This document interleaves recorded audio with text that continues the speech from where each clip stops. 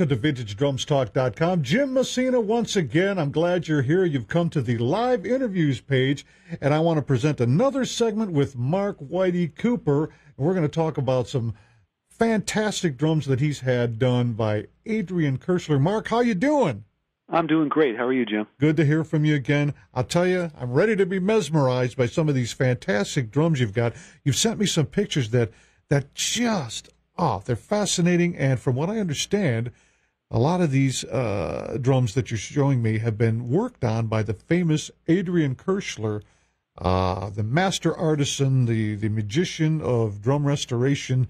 You've sent me a picture of what appears to be an absolutely fantastic Slingerland Black Beauty, but I know there's a story behind it. Would you care to tell me about that? Let's hear about it. Sure, I'd love to. Last year at the at the Chicago Drum Show back in May, I was talking to another collector, Dave Brown, and he happened to had this old shell he was holding. It was just a metal shell with 10 tube lugs, no hoops, strainer, everything was gone. And for some reason, he decided he didn't really need the shell and asked me if I wanted to buy it. And I said sure, and it was just a nickel-plated shell, and it said Slingerland, Slingerland, USA was engraved on the side of it, and it had the three metal bands going around the center of the shell. Okay, I believe I have pictures of that right here. I'm going to show those. Let's take a look at that, guys. He's sent us the pictures of the shell here, and I see the Slingerland, USA. I see the triple bead there. Yes, and it's a heavyweight brass shell, a one-piece. There's no solder was involved in when they made this, which is good, and it's a pretty rare drum. It's considered a Slingerland artist model from about 1928, 1929. I see. Now I see that this has the triple bead, and it says Slingerland USA. Now, and I think everybody else knows now that I found the 13th Slingerland Black Beauty known to exist. We have a whole page on that here at Vintage Drums Talk. Go take a look at that. But this shell, Mark, you're telling me this would be the same shell that was used in a Slingerland Black Beauty? Yes, the exact same shell. The only thing that would make a Black Beauty would be the application of black nickel, or what they refer to as gunmetal finish, and also the fancy engraving design that goes the whole way around the drum. That's what sets a Black Beauty apart from a standard artist model. And an artist model is a relatively rare drum by itself. To begin with, yeah, okay. You don't see too many of those. So I received that drum from that shell and lugs from my friend Dave Brown. Okay. And the drum had a couple of holes that were not original, and they most likely for an internal heater or something. And I was talking to Mike Curato at the show, and he said, well, why don't you give me that drum, and I'll take it back to California and have my metal worker patch up the holes. And I'll send it back to you. I said, oh, it was great. I appreciate the offer. And so he took that back. A few weeks later, he sent it back to me with all the holes patched. Unfortunately, he patched the air hole. The infamous air hole. Not being familiar with drums, it's an honest mistake. And so I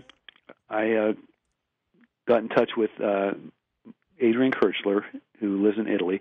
All right. And told him what I had and what I'd like to do. He gave me some options, and I said, I want this to be a semi-reproduction of the famous ultra-rare Slingerland Black Beauty of the late 20s. And we both agreed what the best way to... He had asked me, do you want this to look aged, or do you want it to look like it just came out of the factory? And I thought, it bounced around in my head a bit, and I thought, man, it is what it is, so why try to make it look like it's made to look like an antique? So we went with the whole brand new approach to look like it just came out of the factory in 1928. Fantastic. Now, guys, what he's talking about here is Adrian Kirchler actually gave him the choice. This is the type of art. This is the level of artisan that Adrian is, and that name keeps coming up here, okay? Because all the top guys are using him for just this reason, to do things like this to these drums, to bring them back, to fabricate parts when they're needed to be fabricated. And I just don't know how he does it, but it's fantastic for him to offer you, gee, do you want it to look aged, or would you like to look like brand new, like from the 1920s? What a magician. He really is. He's amazing. I mean, you can throw these adjectives around all day long about him, and he's an extremely nice guy on top of it, very down to earth. Now, I have a picture of the shell up right here where I can see the triple B, and I can see the tube lugs here. But what's this mark that I see? It looks like, I don't know if it's a test or something. It looks like I'm seeing brass. Someone buffed through to the brass, or that was the metal repair I was referring to. Okay, that's where the vent hole was.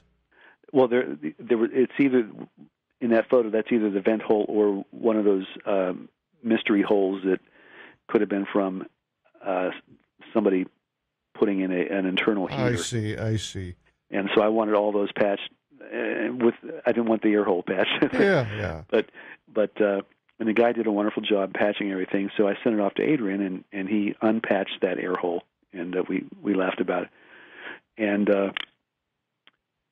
he didn't have that drum for very long. I mean, he had it for about 2 months, and then one day it arrived in a box marked fragile from Italy, and I was beside myself as I opened up like a little kid on Christmas. I couldn't wait to see this. And folks, we're going to show you some of that. Believe it or not, we have a little footage of Mark actually unpacking the drum. That's how much of a drum geek I am. Well, I mean, it's just, and me too. I mean, I was in on it too. Hey, let's see you open that up. So let's take a look at Mark opening that up. Just a little video footage, but that's just to add to the whole vibe of this interesting restoration here. So tell us more, Mark. Well, he just did a dead-on replica of the black nickel finish. It's just perfect, and I know you've seen one. Yeah. And if what the actual, real, authentic Black Beauty looks like, right, and what the color looks like, and it's so close, it's scary. And the engraving pattern was actually, he made a template from another authentic Black Beauty that someone had sent to him, I believe Dave Brown, so that he would have at his disposal the exact pattern, cut for cut. I'm looking at it here, and as much as I've looked at the one I have, the Ace Drums 13th Slingerland Black Beauty. It's not my drum, of course, all of you know, but I'm in custody of it. I'm kind of the custodian for that, but it belongs to Ken Junta. But that drum and the one I'm looking at right here that Adrian worked on for Mark, that engraving pattern is dead on. And that's not machine engraved or anything, or computer. He does that by hand. That's incredible. And he only had it for 2 months. I think that's all it was. That's great. Now, on the original engraving that says Slingerland USA, he left that alone. And he did some procedure on it where he was able to plate over top of it and still have the gold finish show through underneath. I believe that's been described before. I think he fills it with clay and then washes it away, and that preserves the original cuts there. Now, what I'm looking at is the strainer here is incredible. This is an exact reproduction. You didn't have this strainer, did you? Yes. You did have the 3-point? Yes, that's an authentic 3-point. I thought you just had lugs and a shell, but you did have the strainer. Yeah, I had the strainer. I had all the tension rods, the clips. These just, again, came from my parts collection. Okay, I see. I keep a foot locker full of 3-point strainers. And the hoops are original. They're very heavy style hoops that came out for the artist models back in the late 20s. Put a year on this shell. I'm guessing 1928. I mean, the Black Beauty was offered up until 1934, I believe. So it could be anywhere between 1928 and 1934. Okay. Because it's an artist shell, is that why you're saying that? Yes, and with that particular Black Beauty design that was offered, and there's always overlap and things like this. Nothing was They didn't stop engraving drums on a certain day or necessarily, and all you really have to go to base it on is old catalogs. Mm-hmm. And the old catalogs only came out every couple of years, 1928, 1930, 1934, 1936. So it's like every couple of years. So there's things that fall in between the cracks. Well, but I like to call it a 1928 just because it very well could be. Yeah. All right. Now, in the Kangany interview, we were talking about this very drum. Your name came up, Adrian Kirchler and all that, and we started talking about this particular project. And, I mean, what I'm looking at right now is just a beautiful, if you said, hey, what are you looking at, Jim? It's a Slingerland Black Beauty. No doubt about it. Now, what are we going to call this? Because, as you know, I have the 13th. Would this qualify as the 14th, or what are we going to call this? And since you own the drum, you tell me, where does this sit in the Black Beauty world, the Slingerland Black Beauty world? What do I call this? Yeah, what are we going to call this? Mine. Yours. It's all yours. It's all mine. Yeah. I really, I don't know really what to call it. It's not a forgery. It's not a fake. No, not at all. It's probably 80%, 85% all original. Uh-huh. The only thing unoriginal really is the black plating, the fancy scroll pattern design he put in. Yeah. And the plating on the hardware, which is they refer to as art gold. Yes. back in the 20s and 30s. Mm-hmm. Which is it is a process that he uses. I'm not quite sure of it. It involves plating, a certain type of plating, and then going over top of that with a translucent gold lacquer paint. Well, I think everybody's going to agree that really this is just a primo drum, even if it's, I don't know, whatever you want to call it, a reproduction, a modified shell. It would be similar to an automobile restoration, where that's done all the time, where they add a new coat of paint. They don't. Seldom do you see the original paint, the original chrome on a classic car. So it kind of falls into that category of restoration, I would think. Well, it's truly a prime example of just what Adrian Kirchler can do. And he's even done a little more than that. I understand you have the Elite Black Elite that didn't start off that way until you sent it to Adrian. I believe this is the one that we looked at when I visited your booth at this last year's Chicago Drum Show. Why don't you tell us a little bit about what Adrian had to do to that? I know we have some pictures here, but I remember being mesmerized by the strainer on that drum. Again, totally fabricated by Adrian Kirchler, right? Yes, definitely. If I stumble over my words as I describe these, it's because I'm sitting 3 feet away from both of them, and I'm totally mesmerized by them as well. How that project started, I purchased about a 1930-31 Leedy Black Elite, and unfortunately, when I got it, everything had been stripped down to the brass. Why that was done, who knows? Now, I've seen, to tell you the truth, that's not so uncommon. As all the shows that I've been to, I've seen many Leedy Black Elite shells with the pressed roll pattern and the 4-screw lugs that, for some reason, have been polished to bright brass, probably because of that black nickel being so fragile. That's my guess. Most of it got rubbed off, and they probably thought, this would just really look so beautiful if I just buffed it all out. I've seen many of them like that. That's probably why you found it. It's very possible, yeah. And so when I received the drum, it was just everything was down to the bare brass, and there was no strainer. Someone had probably broken the strainer and discarded it and never played the drum again. And there were a couple of small dents, and it had the familiar, what they call Thunderbird hand engraving. Yeah. Sort of an Art Deco or almost Navajo-looking pattern that runs around. Very, very pretty design. So that one was hand engraved The ones that I've seen, and the one that I bought one from Buddy Carlos at the first show I went to, it was the pressed rolled pattern, I guess they call it.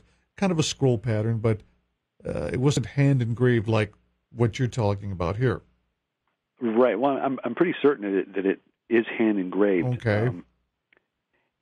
And but like you said, it had the black nickel plating was completely gone, as well as the strainer. But the hoops and the tension rods, everything else were intact. So I again consulted Adrian Kirchler on this, and he was more than happy to tackle the job.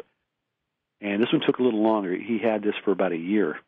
Now, to do the Black Beauty, I'm calling it the Black Beauty, reproduction or whatever, that I'm surprised he only had it for 2 months. But I think, with Adrian doing some of these special jobs, like he did the Ludwig Gold Triumphal reissues, I'm sure at that time he wasn't doing a lot of these other projects for people. Maybe he was in between at that time and was able to get that off to you in a couple of months. But as I understand, this Black Elite took a little longer. Yeah, well, he was heavily involved with doing those Ludwig 100th anniversary triumphal models. I think just maybe prior to that, or if it wasn't that project, it was something else, because I knew he was extremely busy. And and I was in no hurry. And I told him, I said, please take all the time you want. Yeah. And so again, the same story.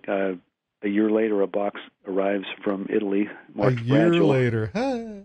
And I opened that one, and lo and behold, was this unbelievable restoration of that ratty-looking drum that I sent to him. It's that's got to be so satisfying when you open that up. I can't believe it. Especially when you told me that he fabricated that strainer. Was there no 100%. No strainer with it? It had no strainer with it. So, and he just based on, I guess he has some originals in his possession. So he's a goldsmith by trade. So he fashions these and somehow to look exactly down to every detail. That's amazing. They work perfectly. And what he did was he put a black nickel plating on the shell. Now this is different from the Black Beauty, which is that's more of a bluish black, and it's considered a gunmetal finish. Okay. On this Leedy Elite that we're talking about, he applied the actual black nickel, and in the old Leedy catalogs they refer to that as, they make the distinction between that and the Black Beauty finish that Slingerland used. They distinguish it in that it looks like patent leather. Much shinier. Yeah, I have seen that. I was surprised. It almost looks like, glossy paint. And I would think, hey, that looks kind of phony, but but it has a slightly different depth to it. Yeah. And then he applied what Leedy called the knobby gold finish to all the hardware, which is different from Slingerland Artist. Yes, it's a similar process. But they come out looking a little bit different, just like Ludwig has Ludwig Gold, which was a different process and has more of a copper look they to do. it. They look a little more pinkish, when you see Ludwig Black Beauties. And that's because the Ludwig version, they start out, I believe, with a copper plating, and then the gold-colored lacquer paint is applied over top of that. And the others are using going to brass first, or what? I would think so, yeah. Yeah, and then they apply the gold lacquer over that, which gives it that different look. I see. Huh. Correct. Yeah, and again, back to the engraving on this Leedy Elite. I mean, as far as I can tell, it is hand engraved. They only refer to it in the period catalog as engraved. I see. They don't specify, but they are using the term engraved, so I assume it is, and it appears to me that it is done by hand. Well, these are two fine examples. They're just beautiful drums. The pictures that you've sent me are just magnificent. And again, all the kudos go to that master magician, Adrian Kirchler. And one other thing about these two drums we spoke of, he also installed vintage-style metal-wound snare wires, which were which were the type they would have had when they were new. Okay, the cable type or the Yes, silk? they look like guitar strings almost. Okay, so they're not the silk type, the silk wound. No, these are metal. These came along a little later. Okay. And he makes these as far as I know. And I have no idea how he does that. But, I believe he's agreed to talk with me, and I'm so excited about that. And in the future, we're going to work that out. So that would be great. Hopefully we'll get to see the magic shop of Adrian Kirchler and everything that he's going to be doing for all of us in the future. He's very busy up there in the Alps. Yes.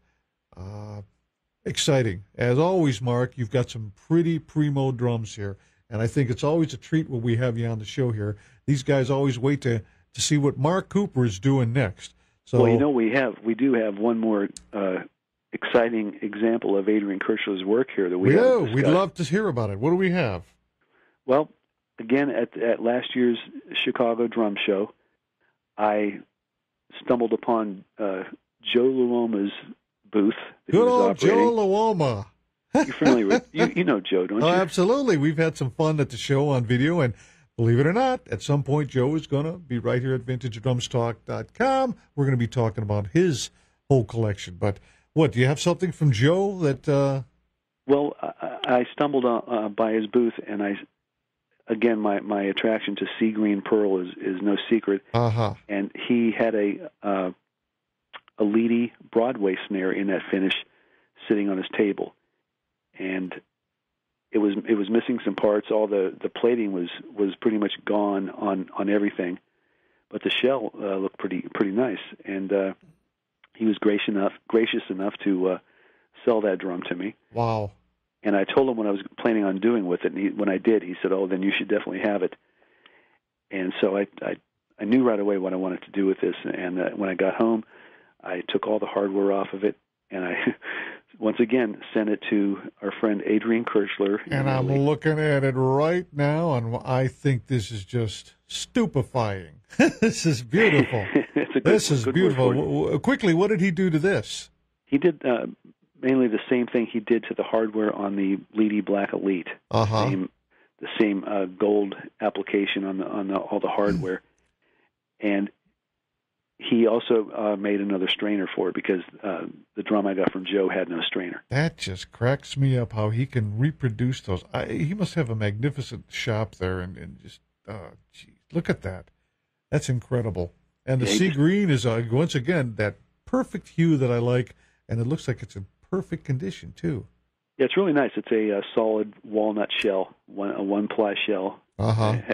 Had the original paint, most of the original paint on the inside. And I just basically buffed the shell, got it to a nice shine, cleaned it up real nice, and put all this beautiful hardware on it. Truly a great specimen. I'm loving this. Jeez. Yeah, I'm looking at all three of these drums next to each other right now, and it's, again, if I'm rambling or stumbling over my words, that's the reason. Again, because you have all these perfect examples in front of you. Well, guys, we've seen some really fantastic work. Again, Mark Cooper, he only owns the best. He's got a terrific collection, always has something fantastic to show us. And once again, we're talking about the great Adrian Kirchler. You're going to see him right here at VintageDrumsTalk.com. Mark, it's been a pleasure. You are a top primo collector, and I'm sure our guys out there are always happy when you're on. I appreciate you talking to me. Well, thank you very much. It was a pleasure talking to you too, Jim. Okay, we'll see you again. Take care, guys. We'll see you again on the next segment with Mark Cooper. Baby, I love your good love, and baby, I need your good love.